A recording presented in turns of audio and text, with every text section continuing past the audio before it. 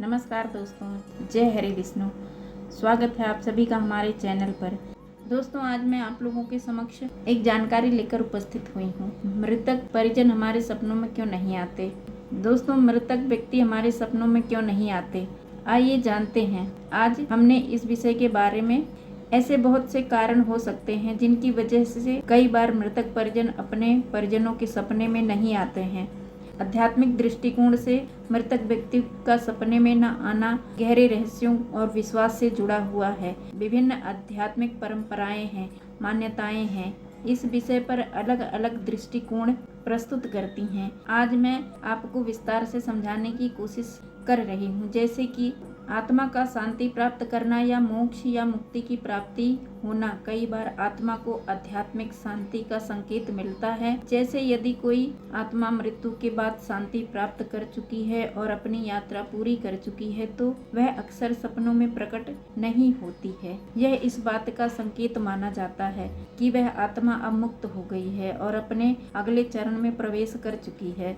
कई बार आपके मन की स्थिति इस तरह की होती है कि हम उन्हें सपनों में आने के लिए सही स्पेस नहीं दे पाते, सही जगह नहीं दे पाते, जैसे कि आपकी मानसिक स्थिति सही नहीं होती है और आप अच्छी तरह से सो नहीं पाते। मृत व्यक्ति को सपने में आने के लिए आपका अच्छे से सोना बहुत ज़रूरी है और ऐसा भी माना जाता है कि जब आप मानसिक रूप से उन्हें विदा कर देते हैं और उनके जाने को स्वीकार कर लेते हैं तो उनकी आत्मा भी स्वतंत्र हो जाती है और आपके साथ संपर्क करने की आवश्यकता महसूस नहीं करती है। दोस्तों, कई बार मृत्यु के बाद परिजन को संदेश या जुड़ाव की आवश्यकता नहीं। अगर किसी आत्मा की संतुष्टि हो चुकी होती है उसके बाद भी वह सपनों में नहीं आती। कुछ आध्यात्मिक मान्यताओं के अनुसार आत्मा तब सपनों में आती है जब उसे जीवित व्यक्ति को कोई संदेश देना हो या कुछ अधूरा काम पूरा करना हो।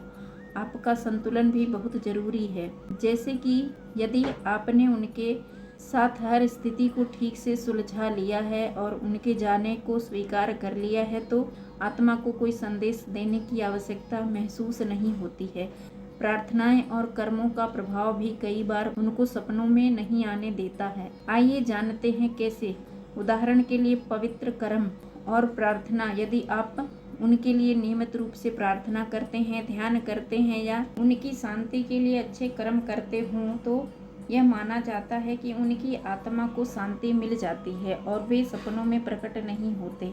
एक और उदाहरण का संबंध का संतुलन। यदि आपकी प्रार्थना और सकारात्मक ऊर्जा उन्हें आगे बढ़ने में मदद करती है, यह आत्मा और आपके बीच आध्यात्मिक सामंजस्य का प्रतीक हो सकता है। कर्म और पुनर्जन्म के सिद्धांत के कारण भी सपनों में न आने के कारण को भी समझते हैं। पुनर्जन्म के कारण हिंदू धर्म और बौद्ध धर्म जैसे आध्यात्मिक परंपराओं में यह माना जाता है कि मृत्यु के बाद आत्मा पुनर्जन्म ले सकती है। यदि आत्मा ने नया जन्म ले लिया है तो वह सपनों में नहीं आ सकती, क्योंकि वह अब अपनी नई यात्रा पर है।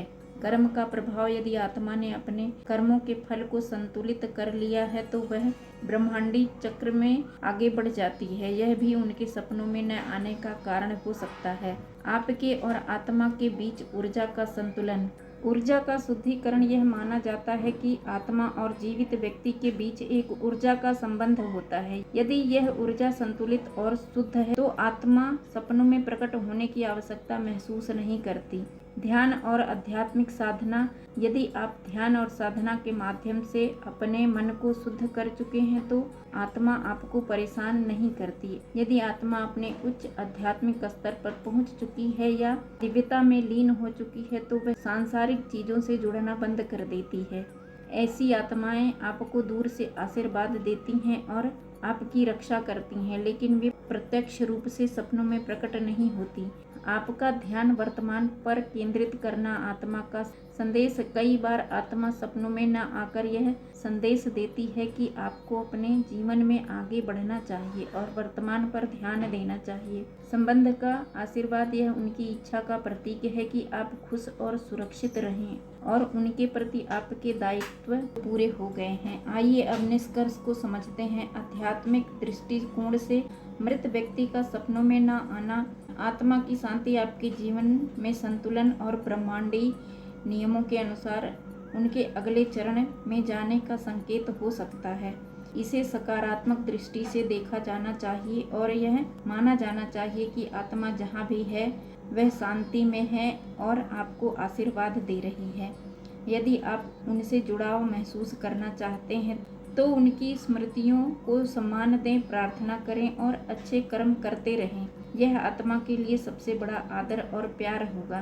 दोस्तों, जानकारी कैसी लगी कमेंट करके बताएं। चैनल को लाइक करें, सब्सक्राइब जरूर करें। धन्यवाद दोस्तों।